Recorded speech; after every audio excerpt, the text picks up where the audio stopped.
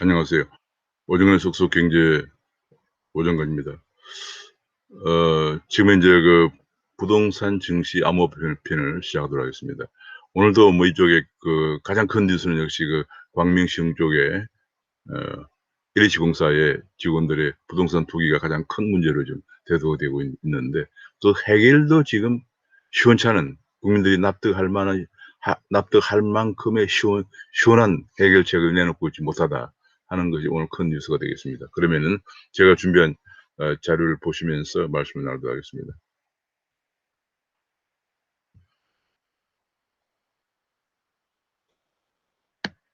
네, 오정래 쏙쏙 경제에 귀에 쏙쏙 들어가도록 경제 기사를 쉽게 해설해 드리는 명품 시사 해설 부동산 증시 암호화 편을 시작하겠습니다.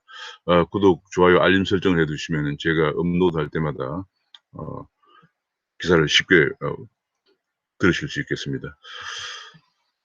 이 뭐 광명 쪽에 토지 등본을 열어보니 LH 직원 이름이 수두룩하다는 얘기입니다. 이거 뭐 열면 열수록 두꺼운, 열면 열수록 마치 판도라의 상자를 연 것처럼 수두룩하다, 그런 보도가 지금 나오고 있습니다. 심지어는 공무원까지도 신도시 발표 전에 땅을 샀다는 얘기입니다. 뭐 관련 공무원들, 정보를 아는 공무원들이 가만히 있었겠습니까? 지금 난리가 났습니다. 그러니까 LH공사라고 하는 것이 기본적으로 공공기관은 누군가가 감독하는 항상 부처가 있죠. 국토부가 이제 LH공사 부처. 또 그 정도가 아니고 광명시청 같은데 관련 그 지자체 공무원들도 전부 신도시 발표 전에 땅을 샀다, 이 얘기가 지금 보도가 되고 있고요. 또 한 가지, 이렇게 많이 한 데는 LH에 모입감이 된 대토 보상제. 대토란 것은 현금 대신에 토지로 보상받는 것이 오히려 더 투입판을 키웠다고 합니다. 그 대토라는 것이 땅을 이제 개발하면 현금으로 받는 대신에 그 대신 땅으로 보상받는데, 그 땅이 굉장히 알짜배기, 예컨대 무슨 뭐 단독주택을 짓는다든지 혹은 상가를 짓는다든지 아주 알짜배기라는 거예요.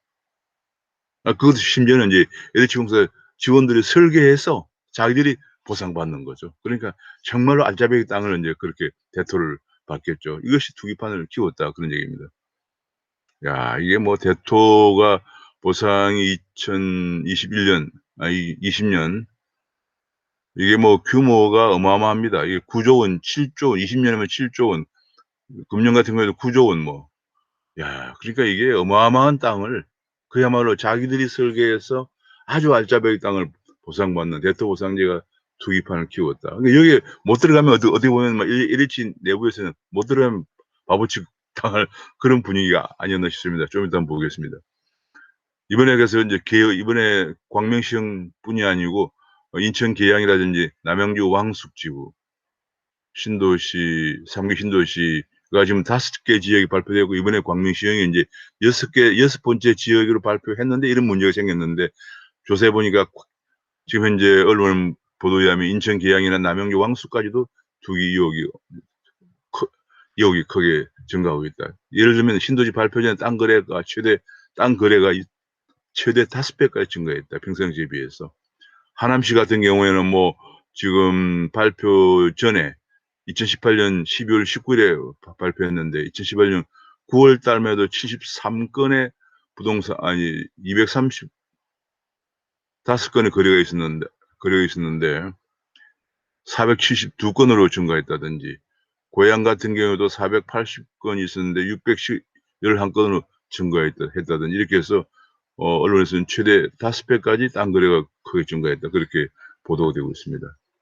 뭐 당연한 거죠. 뭐 지금 이번에 그 광명시형은 제가 보기에는 빙산의 일각이라고 생각합니다. 그동안에 노무현 대통령 이후에 전국에 20여 개의 신도시를 건설하면서 전부 LH공사가 그걸 설계하고 토지를 보상하고 했기 때문에, 뭐 지금 정말 들추면 들출수록 이거는 완전히 판도라의 상자처럼 고구마 줄기를 캐내면 줄줄이 나오는 건, 뿌리가 줄줄이 나오는 것처럼 그런 상황이 전개될 걸로 생각을 하고 있습니다. 그리고 그 산 땅에다가 희귀 수종을 심고 서류를 조작까지 했다. 왜냐하면 얼마 전 보도를 보니까 나무를 예컨대 한 7천 원짜리 수목 하나 나무를 심으면은 그 보상이 3만 원에서 5만 원을 받는다고 그래요. 한꺼번에 그냥 몇 개월 사이에 몇 배의 수목에 대한 보상을 받게 되고, 거기에 가재도구를 옮겨 놓으면 주거 또 그 더 혜택을 또 받는다고 그래요. 전부 그런 걸 계획적으로 다 했다는 겁니다.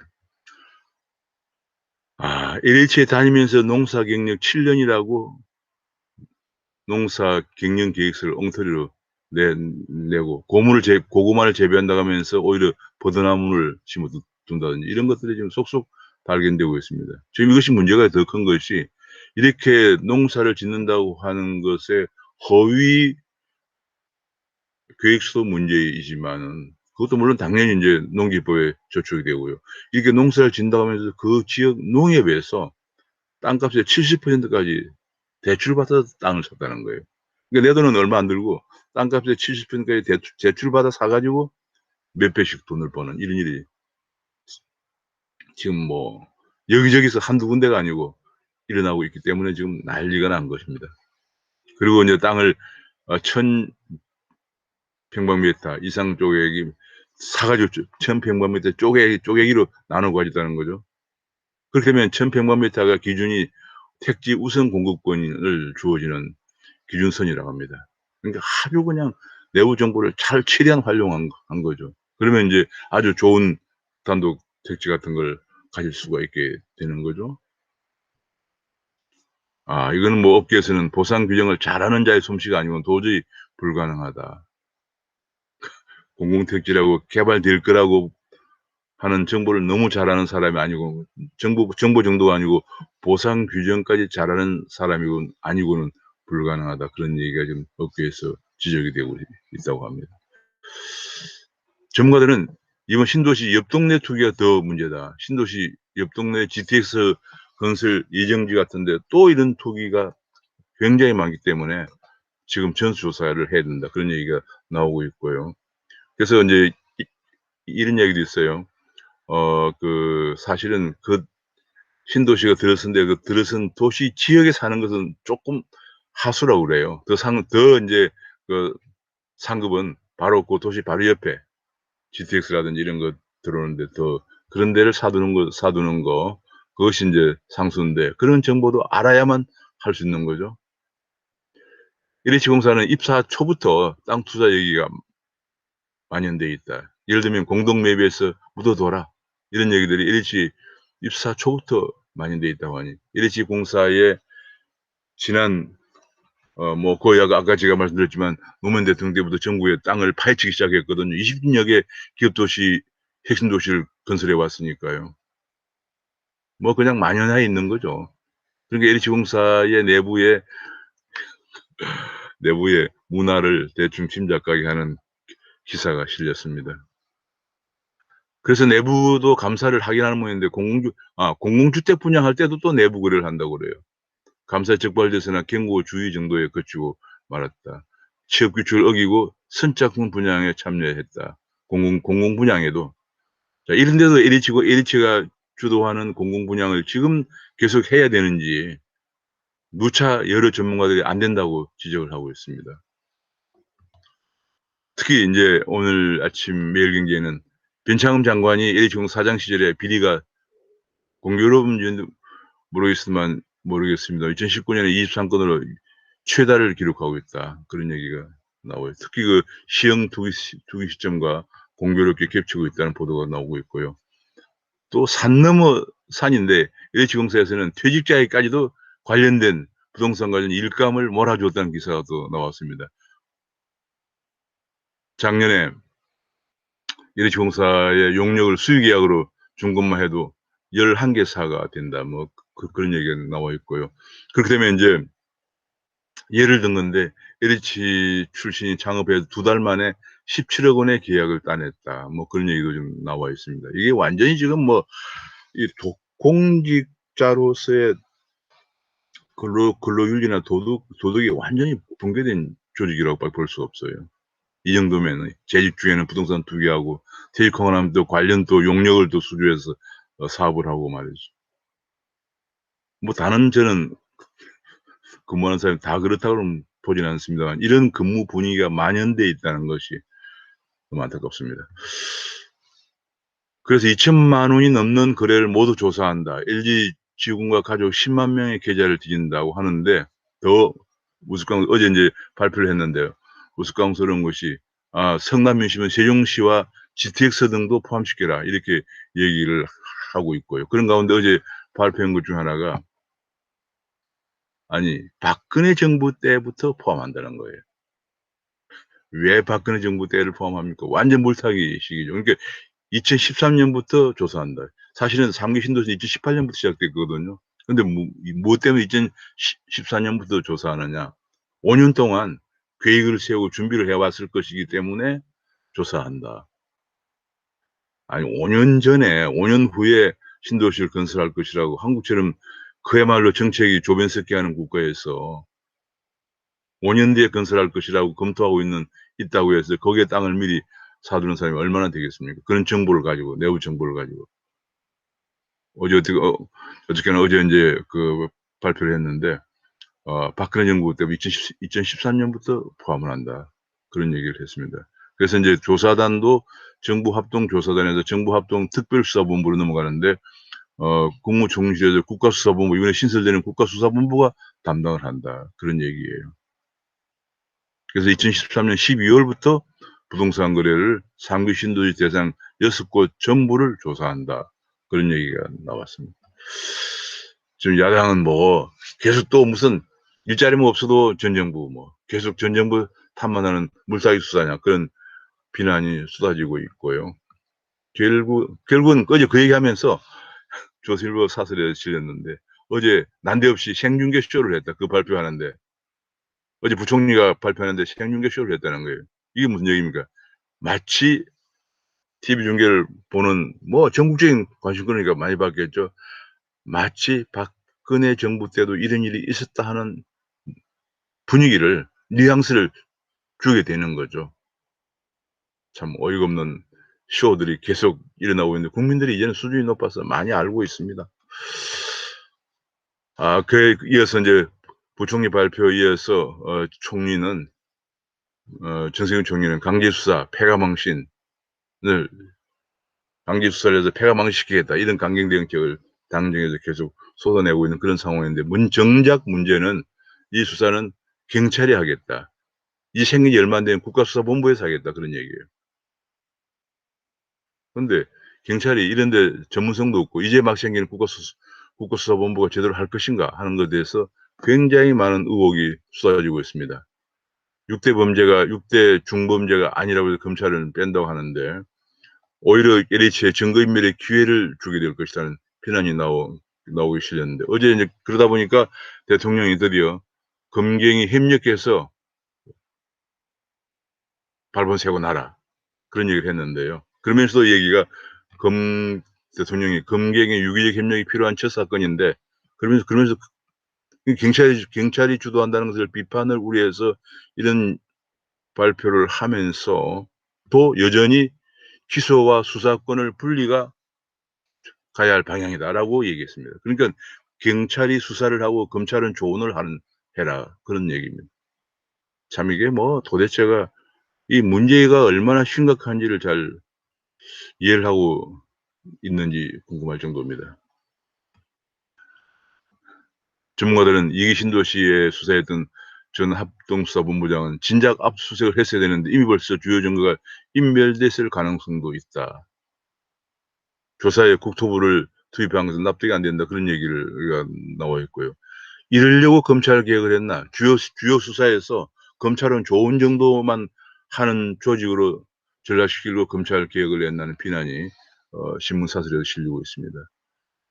그래서 역시 또 다른 언론인 중앙일보에서 LH 사태가 드러낸 검찰 개혁의 허망한 실상. 합동수사본부 만든다면서도 검찰은 배제하고 국민이 피해보는 엉터리 개혁의 실체가 드러났는데도 검찰은 수사에서 배제하고 지금 막 출발한 국가수사본부가 수사를 하게 하고 있다. 이런 얘기가 보도가 되고 있습니다. 그렇게 해서 수사 노하우가 축적된 검찰을 빼고 과연 국가의 기강을 흔드는 LH 투기를 제대로 수사할 수 있겠느냐. 지금이라도 당장 검찰이 맡아야 된다. 그런 얘기를 하고 있고요. 지금이라도 검찰과 감사원이 나서라. 이번에 감사원, 재정감사원장 너무 잘해왔잖아요. 그런 데 맡겨야지. 왜 자꾸 이제 출범하는 풋내기 국가수사본부에다 맡기냐. 그런 지적이 언론에 계속 한두 군데가 아닙니다. 지금 또 다른 한국경제신 보면은 첫 번째, 이번에 3대 의혹 해가지고 차명 투기를 정말 조사하는 것이 현실성이 있나? 제대로 조사할 수 있나? 그다음에 검경 수사, 협력 수사 지시했지만은 경찰이 수사를 주도하고 검찰은 측면에서 지원하는 것으로 이 수사가 제대로 될 수 있나? 또 한 가지는 처벌이나 환수는 제대로 할 수 있나? 이런 얘기들이 이렇게 실렸습니다. 땅을 샀는데 개중에는 거기에 그런 정보를 모르고 순수하게 샀을 수도 있거든요.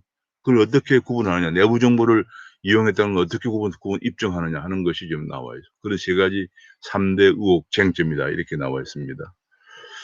자, 사람들은 3기 신도시를 철회해란 청와대 청원까지 등장을 해서 주택 공급이 일단은 멈출 가능성이 커지고 있다. 그런 얘기고요. 그러다 보니까 이제 아파트 가격은 계속 올라가서 경매 낙찰률이 신기록을 기록했다는 얘기는 77.9%를 기록했다. 사람들이 우선 이제는 뭐 공급은 상당히 좀 어려워지는 것 같고 하기 때문에. 왜냐하면 LH공사가 공공재개발, 공공재건축, 심지어는 신도시를 다 관장하거든요. 그런데 왜 LH공사 신뢰가 땅에 떨어진 마당에 그것이 어떻게 되겠느냐 그런 얘기예요. 그래서 아파트 경매가 나오면 낙찰률이 신기록을 기록했다. 그런 얘기가 나와 있습니다. 이제 요건 또 다른 뉴스입니다. 유가가 올해 $80까지 간다. 지금 현재 경기도 회복되고 감산에다가 중동에 이번에 그 예멘 반군이 사우디의 석유 시설을 공격했다고 합니다. 그렇게 해서 올해 유가가 $80까지 간다고 하면서 이것 때문에 정유사는 수요 회복에 수익성이 개선됩니다. 정유사는 언제나 유가가 올라가면 수익성이 개선됩니다만은 석유를 많이 쓰는 항공사 같은 경우는 설상가상, 지금 항공사가 코로나 때문에 치명적인 타격을 입고 있는데 또 설상가상이다. 그런 얘기가 나오고 있고요. 미국에서는 인플레이션이 온다는 문제 때문에 더구나 미국에는 유가도 올라가면 가는데 미국에 이번에 1조 9천억 달러의 어마어마한 경기 부양안을 지금 이제 상원이 통과되고 하원 통과가 거의 뭐 기정사실화 되고 있는데 또 추가 부양안 얘기까지 나오면서 미국의 인플레이션 우려가 지금 저명한 학자들에서 계속 지적이 되고 있고요. 그래서 인플레 공포 때문에 국채 금리가 계속 올라가면서 금융시장에서 전 세계 금융시장이 지금 비상에 걸렸다. 그런 기사가 실렸습니다. 한국에서도 드디어 10년물 국채 금리가 2%를 넘었군요. 2.028로 2%를 돌파했다. 그런 얘기가 나오고 있습니다. 그래서 한국의 국채 금리도 미국의 국채 금리도 1.56이었죠. 올라가고 우리도 2.2%를 돌파하면서 코스피가 3,000선이 또 붕괴되고 환율은 올라갔다. 그런 얘기입니다. 자, 암호화폐 보면은 암호화폐 가격은 다소 좀 올랐어요. 어제 가격 0.5% 올라서 5,700만 원을 기록하고 있습니다. 이더리움도 1.2% 올라서 194만 8천 원을 기록하고 있습니다.